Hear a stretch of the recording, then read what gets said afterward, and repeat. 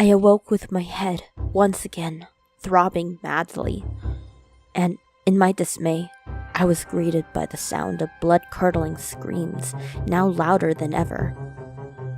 It had become very dark and somewhat humid. Where the fuck was I anyway? There was a faint orange glow coming from somewhere in the distance. It wasn't much, but it was enough to faintly see by. After a few hours of optical adjustment, that is. The glow illuminated what appeared to be some sort of vast underground bunker. The walls were shimmering with what I assumed to be water, and the floor was covered with moss and fungal growths. There was a rank smell in the air, and it reminded me of the basement below my mother's house. It smelled of damp. Where's it coming from? I tried lifting my head up to look around and felt a sharp tug on my hair, which sent a sharp pain through my head. Once again, I tried looking up, only to be greeted with the same tugging. I went to reach for my head to see if my hair had been caught in some of the dirt when I hit the ground, or if some gruesome entity was holding it. But I quickly found my arms were also incapable of movement. I panicked and thrashed madly at whatever had me, and found that my legs and upper torso were also held tight. The black haze before my eyes began to lift, and I saw what, with hazy vision, that I had been pinned down to some sort of rack on the wall with great leather straps. I failed in another attempt to break my restraints, but the straps proved to be too thick. I may as well have been trying to break through a wall. Nevertheless, the little spark of hope in my mind told me that if I continued struggling after a while, the restraints may begin to loosen, or maybe someone would hear me and find me. I panicked and thrashed madly. Do they ever fucking stop screaming? After what must have been the best part of 2 hours of non-stop wiggling in place, I finally gave up.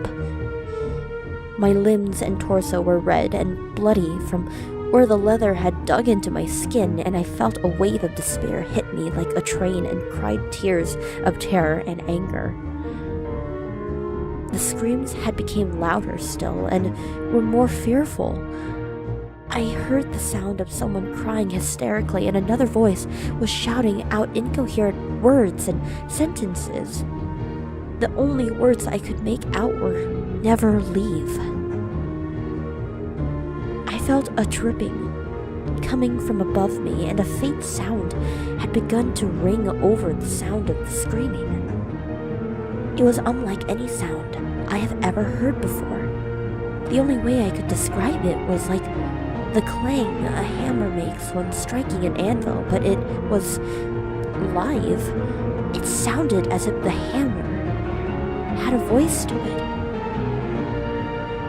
Its clangs changing pitch rapidly, as if something was communicating with something else in some ancient language. I prefer the screams. The screams have structure. The dripping above me persisted, and I tried to crane my neck up to see what it was. I couldn't do it, obviously. But after a while, the steady dripping on my head began to infuriate, madden me.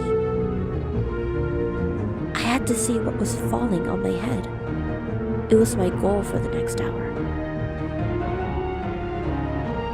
When I finally stopped trying to look up at the ceiling, all the muscles in my neck were pulled and aching horribly.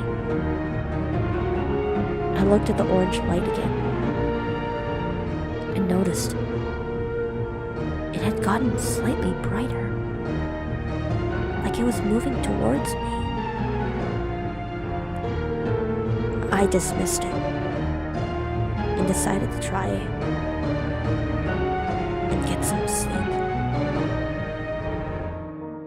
It sounded like a wonderful idea, so I shut my eyes and eventually fell into a very uneasy sleep.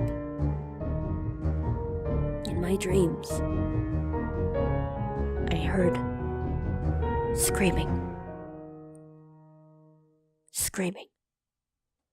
and clanging. Okay, this one is pretty short compared to the last one, and it probably won't be the only one that's like this. But hey, that's what happens when you're working in chapters. Let me know how I did, and be prepared for the next part. Again, if for some reason you can't wait and you want to hear my silky smooth voice again, why not check out my other videos, or maybe even go to my other channel and watch awkward gameplay. I could do better, but I think it's pretty good. So, I guess I'll see you later. Bye!